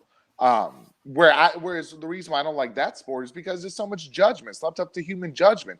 And at what point did they see this or that? There's nothing like clearly defined. Like if the ball crosses the line, it's in. Yeah, well, and the difference between a sport like hockey, where offside has to do with a fixed, it has to. Well, not only do they give you the benefit of the doubt to the attacker, but it's also offside in hockey has nothing to do with relative player positioning. It has to do with a blue line. And whether you have crossed over it after the puck or before the puck. And so you could use technology. Now they use replay over it. There's still no magic eye like there is in hockey in tennis, but it is impossible, I think, unless there are wizards out there that can do it, to be able to do that with offside, because it has to do with 2, 3, sometimes 4 or more. I don't think that was yours. 4 or more moving parts. And I don't know how you can get the lasers with the precision that the goal line technology has onto. There would have to be like an sensors offside all decision. over the field and a lot of different revolutionary things. But to me, it's like you radiation poisoning would be like the new thing in football. Everyone, well, as a guy who stood in front of a lot of microwaves, I think I'm entitled to really discuss this on the podcast. My wife does it too, and it gets on my nerves. And I showed her. I was like, "Look at this." I was like, "Even he went to the kettle." My wife would always microwave. I didn't realize what a kettle. I didn't know this technology was there. I got to tell you. And so, I always pictured like the kettle over fire. Like a kettle over fire. But I'm thrilled. Like if I had realized that this was the kettle that everyone was talking about, and then I could like podcast and heat up water at the same time, I would have. Oh my God! I would have. I should have. I wish I had been podcasting much more longer ago than I was. But again, 2 topics I want to make sure that we cover. Go ahead. There's only 3 people left in the red room, including you. So listen, I'll jump on Leno and Ryan. How about this for Ryan? An assist. When was the last time Leno had a secondary assist? Speaking of hockey and speaking of Mesut Ozil's favorite statistic, it was a secondary assist for Matt Ryan today. To me, though, you gotta love to see that. Though I guess we're in there. Yeah, I don't think he did that bad. I mean, honestly. And you know what? I'm sure Leno somewhere has a primary assist. I mean, you booted up the pitch to a forward. I mean, that's been done. That's been done to us. I know in the last couple of years, a couple times. But secondary assists from a goalkeeper are not that rare. But they're pretty rare when they happen inside the opposition's box. Yeah, and so you love to see that. Yeah. Yeah, to see him so far up, and I was like, okay, here we go again. We can end him going 2 down, but he was actually pivotal to the old Nasri kid, Mikey. But I don't think we really missed that much without Leno. To be honest with you, I don't think Ryan's bad. I hope we end up keeping him. He's not a bad second choice, and he's not done terrible. No. I mean, the comments from Arteta on that were he trains like a beast. Yeah, there is that's the man management. This wasn't Leno being sat down. I mean, and it may be Matt Ryan here on. I think he could use it. I don't think it was a punishment. I don't think it was based on you. I think if our backup goalkeeper was anyone other than Matt Ryan, if it was still Runnerson. No way, Runnerson starts. You never see it. And if it was anyone, need that mental break too, not just a physical break, but that mental break of like going through, the concentration and focus for 90 minutes. Matt Ryan is an Arsenal fan who's always wanted to play for Arsenal, who's talented enough to play for Arsenal, who is on loan at Arsenal and could potentially be available on a free to anyone that wants him over the summer. Today was about showing him that, yeah, you've been training like a beast. You are part of our future. We can't guarantee you're going to be our starting keeper next year any more than we could have guaranteed that to Emi Martinez last year, but we want you to be here. And this showed him that, and I fully agree with it, and I have confidence with him back there. The same level of confidence, not more or less, but the same level of confidence that I have with Leno. Like what we did with the Spina and Czech, a few years ago. Gave one the cup games and the other one the Premier League. Now it's like flipped. We need Leno to be sharp and everything for our cup games. And, Matt Ryan, I don't see why not. And fascinating to see what happens on Friday. I mean, I frankly expect to see Matt Ryan between the sticks again on Friday. I don't see no reason not to either. I think Leno deserves and maybe get this time to recharge, give him a little boost, let him come in sharp. But it's honestly good to have that. You kind of want to see them both pushing each other. You want to see that at every position. We were all clamoring for Martinelli to come in and get a start, and he did today. And look, we might not have gotten the win, but he didn't do terrible. I mean, Martinelli, he's electric out there, and I think the more time he gets, the better. The word I keep using for him is raw. But raw in a way where it's exciting. He's making things happen. His finishing. While every tweet from Arsenal over the last 4 weeks has shown him, finishing incredibly into open goals from 5 feet away.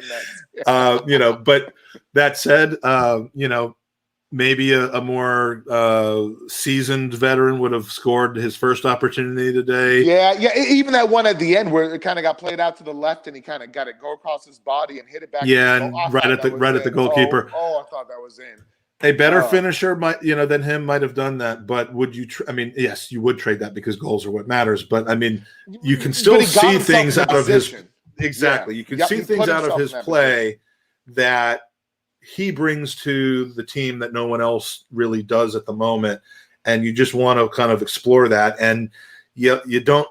It's too valuable to just let him sit in the U23s and explore it. Yeah.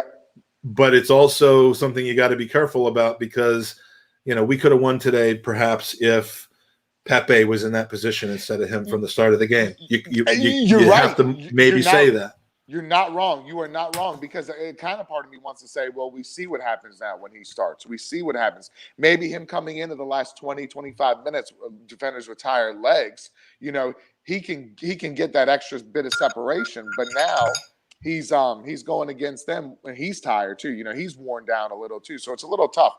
But the last thing, I know the buzzer just rang, but the last thing I want to say is that's so annoying, but I'm sorry. It's all right. The Super League, right? With this Super League or whatever. I know it just all started happening and I don't want to go into it. I have to say I don't agree with it. I don't want it. But if there is one, it's going to stink if Arsenal's not in it. One way or another, it's going to stink if we have to, because or would it be better if we're not in it because all of a sudden we have a chance to win the league? I mean, take it any way we can get it. There'll be no money in it, there'll be no sponsorship in it, there'll be no anything, but we might win trophies. So there's two ways to look at everything. If but Tottenham's in it, Manchester United's in it, all these other teams, and we're sitting back. Just leave us and Spurs in the Premier League with Fulham getting a reprieve from having to be relegated. Just do that, and those guys can go screw off and play in Europe in front of empty stadiums. Let's see what they say, and let's see how it all plays out. All right, man. Cool. Well, we're going to play out the last two people. Thank you very much. With his high school games, man. That's awesome. Yeah. Well, when good things happen, I'll let everybody know. When if he goes through a dry spell, then you won't be hearing much about it. But let's see anyway, good luck. All right, take it easy, right, buddy. You too, man. Bye. Bye. All right, debutante Joey Christian from Richmond, Virginia. With the I've got that Emirates Stadium thing in my office too. Hey, but, good to see you, man. How you been? What's up, Mikey? How you doing, man? I'm all right. Feeling better now than I did about an hour or two ago. But welcome to the Open Mic Show. Welcome to the Gooners pod. Thank you, man. Happy to be here. Thank you for having me. Now, did you guys record after the game today? We did not. We did not do our podcast after the game today. We just did a midweek podcast after the Slavia Prague game, and we decided we're probably maybe going to do a midweek podcast this week, and then maybe another one at the weekend. Our scheduling is kind of fluid, I guess, and so. Your scheduling is as fluid as the fluids that Tom Rosenhammer imbibes during every game, I would imagine. So, and those fluids are many. So yes, they're multiple and sundry. Okay, yeah. So one thing I really want to try to talk about before the end, and sure. and so hopefully we can get to this and whatever you wanted to talk about, the center back pairing of Holding and Gabriel. Okay. We've seen that pairing only 6 times, including today, right? Since we switched to a back 4. I mean, they played together in a back 3 a couple times, but that's a different dynamic. Right. 3 times before the end of the year, 0-0 against Leeds, 2-0 loss against Spurs, 1-0 loss against Burnley, and then February, the 1-0 loss against Villa. That kind of was forced by the fact that that Luiz got a red card in the Wolves game before that. The 3-0 loss against Liverpool, and then today. What do all 6 of those games have in common? We have not won a single one of them. 2 points out of 18, and we've dropped points in every one of those. Well, and I mean, Holding I think is solid. Gabriel's starting to look a little bit suspect, but the two of them together, I'm not sure that's working. And you got to wonder. I guess Mari is just rested, but. Is that a concern, or do you think it's just a matter of they're in, they're out, they're just switching and chopping and moving around? Because I don't think they did particularly poorly today. Gabriel certainly a little more suspect than Holding. But what's your thought on kind of the makeshift back 4 we saw today? Okay, so I definitely have some very specific thoughts on this. So I kind of have, I guess, the opposite thought that you have. For me. Gabriel is our left-footed, left-sided center back going forward of the future. He's still young, but I think he is, for me, by a considerable margin, our best center back. And I talk about this all the time on our podcast, the Richmond Gooners podcast. But for me, Holding, while I love Holding kind of as a dude, I don't necessarily think that Holding can be your starting center back on a league-winning side.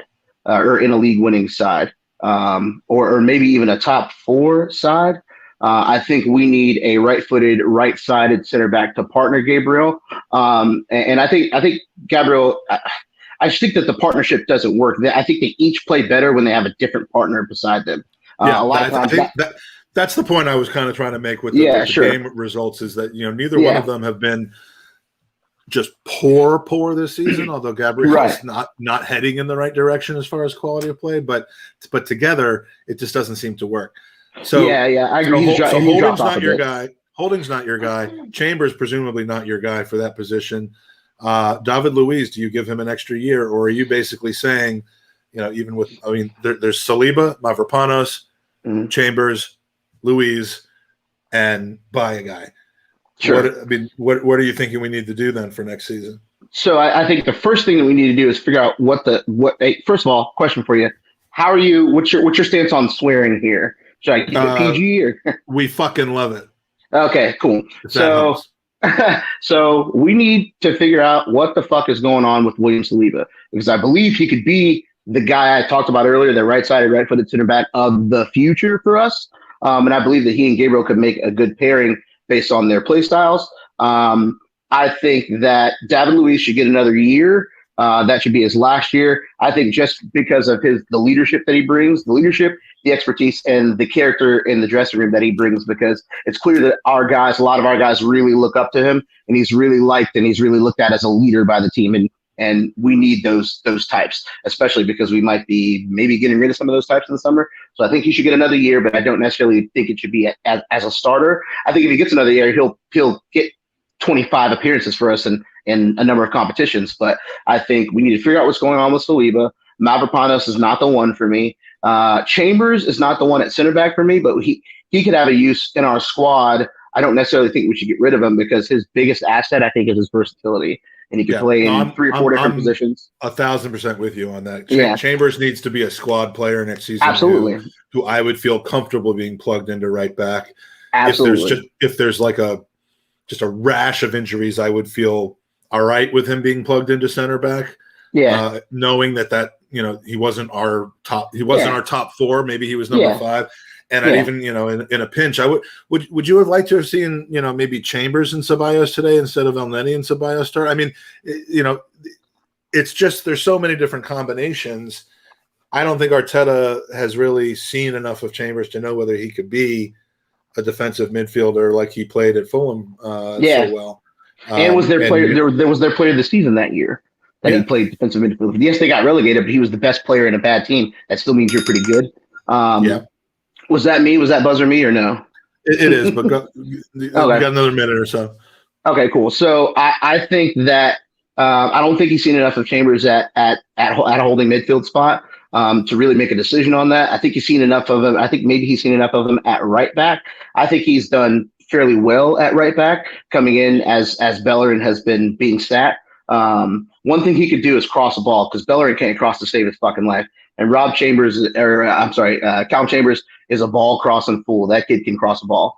And I don't think most of us realized how good he was at crossing a ball until about 2 months ago. But I knew from back when. He's no Kieran Tierney, but I mean the guy. He's no Kieran Tierney, but no one else is Kieran Tierney that we know of in the league. So, but yeah, I think Chambers stays because of his versatility, and I think that maybe he gets a look in. I liked Elneny today. This was kind of a dude squad. It seemed like this wasn't a full strength squad. I'm not going to go so far as saying a B squad or a B-Tech squad, but like this was not quite a full strength side because I think not that we look past Fulham, but these games in the league, they don't really mean anything. It's clear to us that all our eggs are in the Europa League basket right now. And that's where we're kind of saving all our guys for.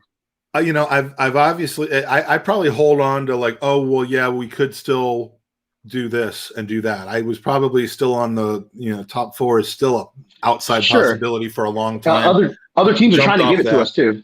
Right, because that happened. So I looked at our schedule, of course, Fulham being a presumed W as part of that. And I looked at it and said, there's every possibility that we could get top 4. This is about 6 weeks ago. Now I'm thinking, we could still do top 6, and I actually still think top 6 could be on, but we have to win pretty much every other game.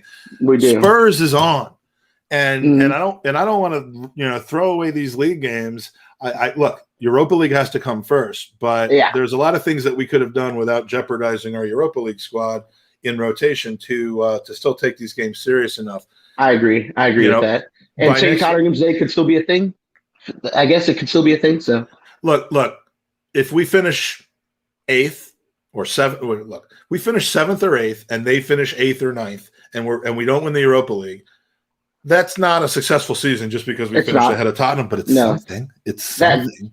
Well, looking at it as a successful season, that's more of a Spurs mentality than it is an Arsenal mentality. Right. Arsenal go and try to win things, and Spurs try to finish ahead of Arsenal. That's kind of the mentality. And it goes back to the thing. It goes back to the Nketiah goal celebration thing. You can still celebrate a thing in a thing. Sure, in the moment. A thing without saying that the entirety of it is okay. You can still celebrate a thing happening, and that's to me what a lot of Arsenal fans just don't seem to want to admit, specifically the ones who find themselves on social media. But another show altogether. Joey, tell everybody where they can find you and the podcast. The great thing is that there was a call from the Arsenal community for more podcasts, and you went in there and filled, because we don't have enough, and you went in there and filled the bill. But honestly, I've listened to it. I know the people involved in it, and it's unique and it's good. So thank you, man. I appreciate that. That means a lot coming from you. We don't have the following of the Gooners pod just yet, but we're trying to be like you, man. But and we don't have the following of just about any of the other podcasts out there. So look, I mean, small steps, exactly. You guys could get more popular in the Gooners pod and enjoy that in the moment, but that doesn't mean you're satisfied with your overall. Exactly. But yeah, tell us about it a little bit. I mean, it's done in the pub. Or yeah, we usually do it in the pub, and so every episode we've done in the pub so far.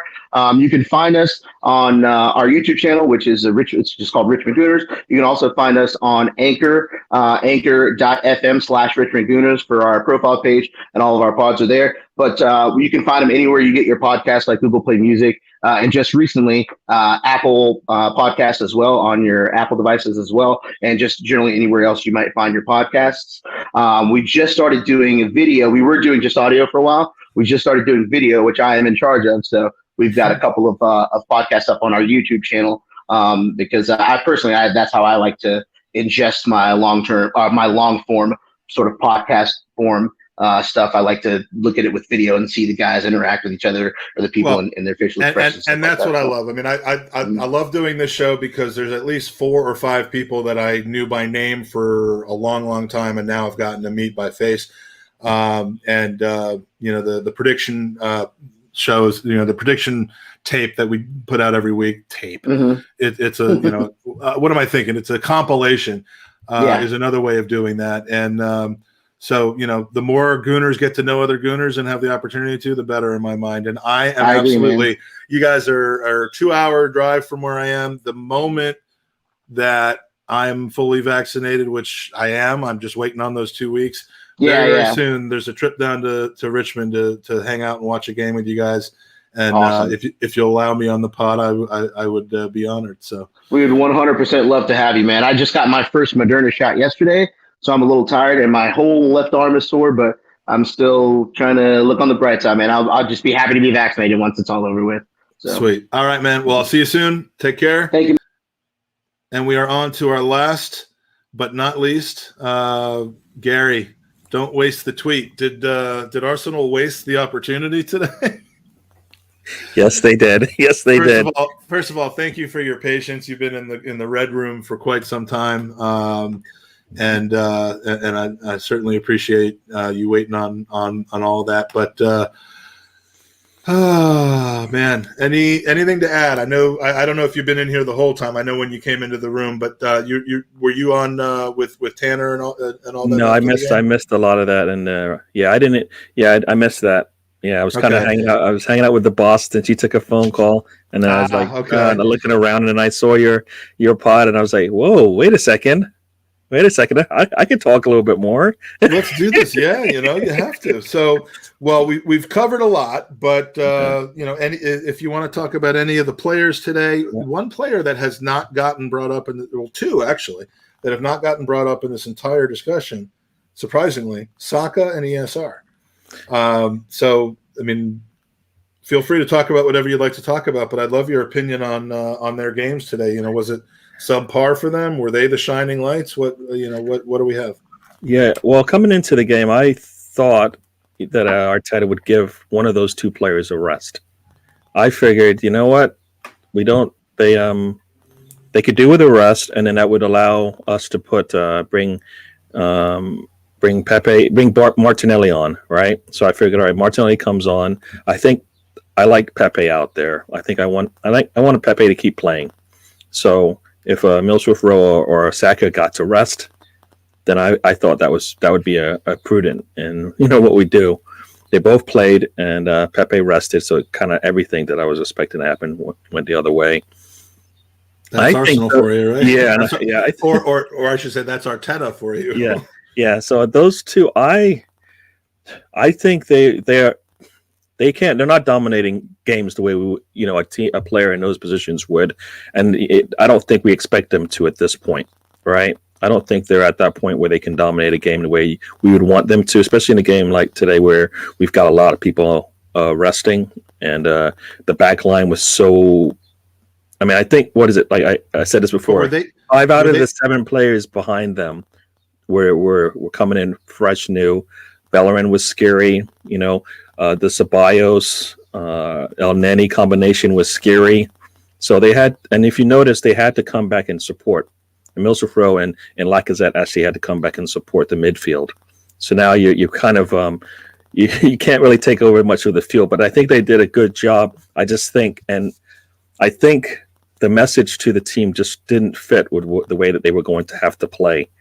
right? I think Martinelli, I wanted him to put his head down and just attack that back line whenever he got the ball.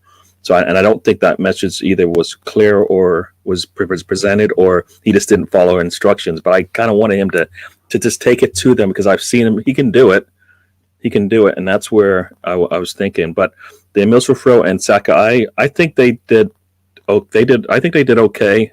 I actually gave Saka my man of the match, because I felt like he's number 2 on that list pretty much every game. This game there too, and put the pressure on them, and kind of, I think, helps us out. But it was hard to, like in the previous game where all 11 players seemed to be fine and we were good, and I could say they all had a good game. This one, it was so hard to find one player that outside of the goalkeeper really had a good game. I mean Brian, once again, Thursday, I'd say everyone was between a 6 and a 9. Yeah. Today, everyone was between like a 4 and a 7, and 7's a bit generous. But but if I was giving 7s, other than to Matt Ryan, I would give them to Saka and ESR, because they're kind of the glue that stuck the previous formations and this one together, and they had a lot more work to do with a lot less support, basically, as you've just said. So today felt like, whereas you want the team to be drilled into exactly what they're supposed to be doing week in, week out, there's a plan, there's a formation. Oh, we see what you're trying to do, Arteta. Today was just like street football, like sending guys out there for various reasons, whether it's showcase, rest, rotation, reward for hard work, like Matt Ryan, but like whatever it was just street ball, in the sense that like no one really, they didn't have the same plan. It was just a bunch of talent put out there to try to figure it out themselves. That became even more obvious, and this wasn't anything that they foresaw, but when you make 2 subs in the 65th minute, and immediately after that you have an injury to Lacazette, and you make your 3rd sub. At that point, Bellerin had been pulled out for Pepe, essentially, and no one knew what the formation really was. Here in the U.S., they were even saying, did you hear him say, like, Saka isn't sure whether he's playing right back or like what? To me, it looked like once they kind of got it sorted, they were playing kind of a 3 in the back, Saka in that old, Mainsley Chamberlain type role as right wing back, because he can run up and down the pitch, to no end. And then maybe Pepe as the left wing back. I mean, it was bizarre what it turned into, but I don't know that there was that much coordination and drilling of role and responsibility today. And that hurts us. That hurts us against a team like Fulham. Yeah. And like somebody said in the chat room, is did Balogun take the bait, the carrot, and then it got pulled away at him in the last moment? I mean, what's going on? You got to wonder. I mean, you'd think that Balogun at this point was the future, and Nketiah is, the guy who we're probably looking to sell. It doesn't appear Nketiah has done a thing wrong, other than have the same agent that Arteta does not appear to like. But Nketiah said, or Arteta said about Nketiah, every player needs minutes. Eddie's been fighting all the time to get more. He always offers his best. Today he scored a goal. He had another 2 important chances, and he's always a threat in front of goal. I think everyone's just assumed that, and myself too, that Balogun's just zoomed past Nketiah, and Nketiah's expendable over the summer. I hope that that's the case. Well, I know that this is, but today didn't give us that indication. Today didn't give us the indication that Bellerin's off either when you make him the captain. So who the hell knows really what's going on there? But Balogun will be in the 18 on Friday. He has to be. And the question is, will he get a start? I'd rather see, again, you got to think about the Europa League game being next Thursday and the team being a bit gun shy with losing Lacazette. So, I mean, moving forward, since you're the last on the list today, moving forward to Everton, who can you imagine getting the start against Everton? What would be your starting lineup against Everton? Wow. Put you on the spot there. That did. I mean, I I kind of feel I would like to see Ryan again. I think think I he want to would. see him again.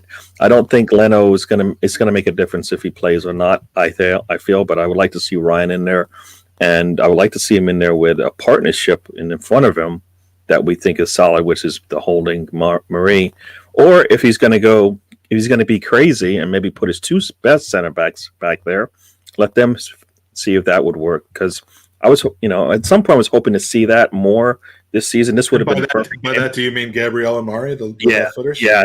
I think even with Gabriel's kind of jadedness of his play lately. But what's the difference between that and what we saw today? I mean, he's gonna I'd rather have our two best center backs playing and Gabriel maybe a little bit iffy than holding.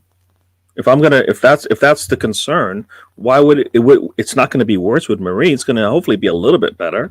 Yeah, and chat put your 11 for Everton in there. I mean, we'll be doing a show between now and then. In fact, we're doing one tomorrow, but put your 11 in there. Daniel Roberts done that himself. I don't think Aubameyang's not going to be available for Friday, unfortunately. But no, I think Chambers and I guess Xhaka on that back line on the outside, I think is I think what he's doing now, and that's fine. Partey and Ceballos, I think, should play if we have 6 days. I understand the threat of him getting injured, but I also think he needs to play because I think every time he's been out there, we've seen some good things. So even if, for me, if he came in and he gave it, imagine this: Arteta has him come in and at halftime subs him out. Just because he's put in 45 good solid minutes and he's going to be okay and recovered and be ready for the next game. So that's how I would play that. So Ceballos, and then maybe you bring in El Neni to support him. But here's the thing about the midfield: there's Milsrif Rowe could have played with Ceballos, and I would have felt a lot better than El Neni. We've seen him play. We saw him play there. I think it's West Ham, right, when he came in and played. So he can play in there, I think. Is the game that important for us to win now? Are we thinking that we need to win that? The Everton game isn't one of our wins in this last 8 games of the season. It's not one of the ones that you would think would be easy, but it is the team directly ahead of us. True. And within 3 points of us, although we could have pulled to 1 today, we pulled to 3. So I mean, And personally speaking, I've been saying since the beginning of the season when we were 9 points behind them, I was looking to bet people, legitimately get on record. We got 50 quid on this or 25 quid on this or whatever, that we would finish ahead of Everton. And this is when we were already, 9 points behind them. I really want that to come true because it just puts all these Ancelotti lovers in the mud. Yes, they had a good start, but come on, enough already. And so, I do really want to beat Everton on Friday. It's the Kevin Campbell derby as well. So I want to beat them, but it's also the players. There is no fixture congestion because the game is 6 days before the Europa League game is. So there is not the worry there. It's the worry about what happened to Lacazette today, because if you start Thomas Partey in that game and he gets hurt, oh shit. If you start, anybody in that game and they get hurt other than someone that you brought in just for rotation, like we saw today, then it's people getting, going absolutely nuts over it. So I like Matt Ryan to start Cedric, Mari, Holding, and Chambers as my back four. I'm not going to give the whole rest of the team just because I think that's Well, the front four, we've got enough players in the front four that we can rest. We can rest either Milsrif Rowe and Saka, and I don't think we'll take that big of a dip. I mean, I would like to make sure there were 4 things I would like to see happen going forward. Willian and Bellerin don't need a shirt for the rest of the season. They really don't need a shirt, much less a spot on the bench or in the starting lineup. Balogun and Aziz, I think, need a shirt, and they need to get minutes. I mean, and that's true. There's another potential. I mean, Aziz played in the U23 game a couple of days ago, so he clearly wasn't going to be included today. But maybe he should have been. If you knew you were going to, I mean, that's a guy that could have been in the midfield partnership. Maybe not as a starter, but certainly as a guy who was prepared to put some minutes in. When you sub El Neni out to bring somebody in, we could have preserved Partey and brought in Aziz. Playing next to Ceballos, maybe that's not the greatest. You need somebody next to him to kind of marshal him along. But I think we're going to see some pretty wacky 11s in the Premier League from this point forward, and as we should, especially as long as we continue to be in Europa. So, and to Daniel Roberts' point, Aziz makes mistakes. I think in general we've got mistakes from anywhere, in a lot of those spots where we have youth. But for me, I'll take the mistakes because I know on the other end I'm going to get some positive performance, plays from them. So sometimes I'll, because they might outweigh the negative plays that you get from them when the positive plays come through. So I think that's where we are right now. And I think they need the time. They need the time on the field. They're not going to learn it now in U23s. That's not part of, I don't know if that's where he's planning to use them, but I think I'd rather have them on the field playing at this point. I would too. And to Bulgarian Gooner's point, if Guendouzi didn't act like a petulant child, he would have been ahead of El Neni. I agree with that statement. And I'll take it one step further. For everyone that has slated Arteta for banishing Guendouzi because of what he did against Brighton, that isn't the sole reason that he is gone. And for anyone who thinks he's coming back rather than being sold over the summer, don't get your hopes up.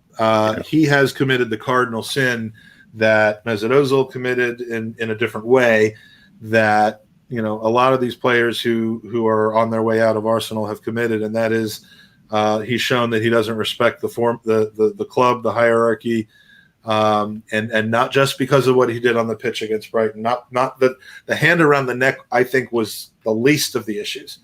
The comments in that game and the inability, as reported by many, to acknowledge his role in the team, which is as a apprentice and not one of the old guard and the clique, I think is the reason that you'll never ever see him again in an Arsenal shirt. And it's a shame. Yeah, I think I've heard multiple people say that Guendouzi was in with the wrong clique, right? With the older guard. He chose the wrong side. It made his acclamation to Arsenal easier. He was like here's an American high school reference. He's like the freshman that makes varsity and gets pulled in socially with the big boys and enjoys it and loves it, quickly forgets that he's the freshman, and when the big boys leave and he's supposed to be the next leader, he's just a ne'er-do-well. but on top of that, he doesn't perform, right? So he lets some negative play around him change his game. Yeah. Because that was the one thing that I was scared for, is when he was playing with Xhaka. People paint him as being this incredible player because he hasn't been playing for us for and that's just what absence makes the heart grow fonder is like the most true thing of anything when it has to do with Arsenal.